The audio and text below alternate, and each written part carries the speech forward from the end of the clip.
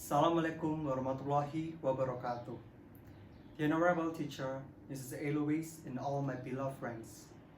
First of all, let us praise and thank the presence of Allah Almighty for the abundance of grace and the joy of all of us can still gather in this place without any barriers at all and in good health.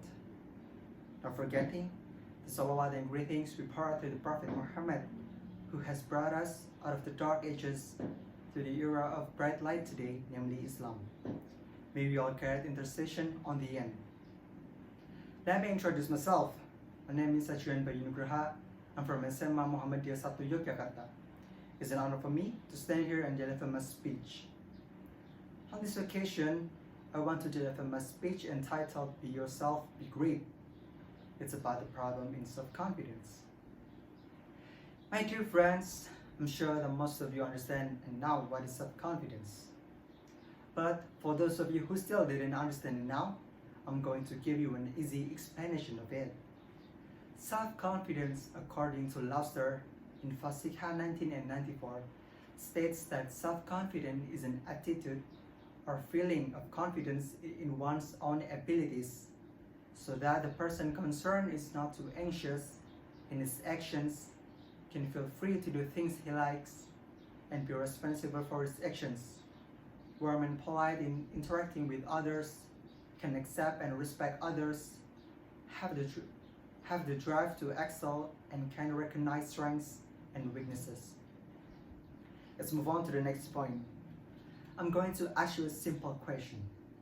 Are there tons of confidence issues?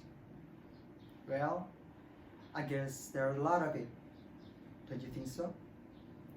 Let's observe at this example. Teenagers will feel uncomfortable when they are different. They feel anxious, miserable, and afraid.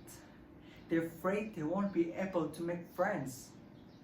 This atmosphere comes because our circumstances makes us feel that way. They force us to be the same. They think a little differences is a problem. Then they taught us to always be the same.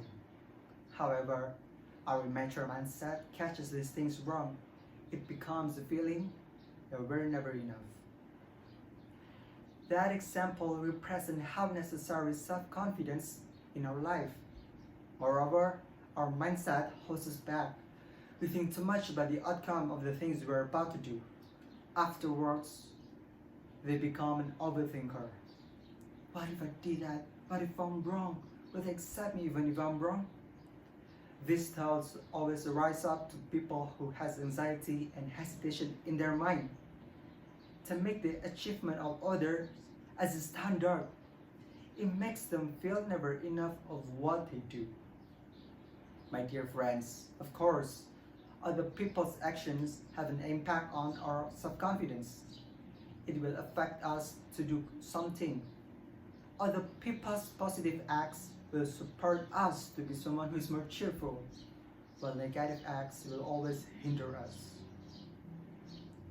For example, when they criticize us in a way that isn't good, using sarcastic words, even relating it to personal things, or perhaps when you make a joke with your friends and start body shaming them, it definitely makes our self-confidence decrease. It can even lead to a loss of self-confidence. Once you lose your self-confidence, it can cause change in character. You can be timid because you always think of what others thinking, so you hold yourself. You can be depressed because you're wasting time and energy to think others and never really enjoy everything you do now.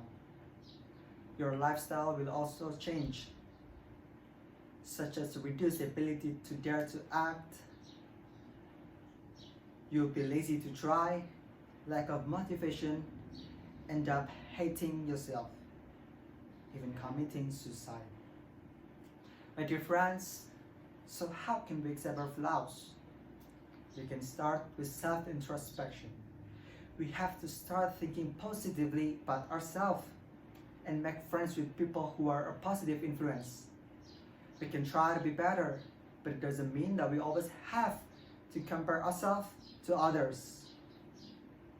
We just have different paths. It's okay to be different sometimes. Just remember, nothing really goes to plan, and everyone is never been a fan of change.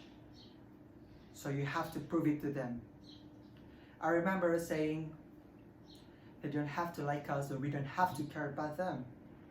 We always have a choice to do something. So as long as it's a good thing, you're free to do whatever you want. Let them freely comment about you. Don't let that stop you from being who you are. You can be great if you can be yourself.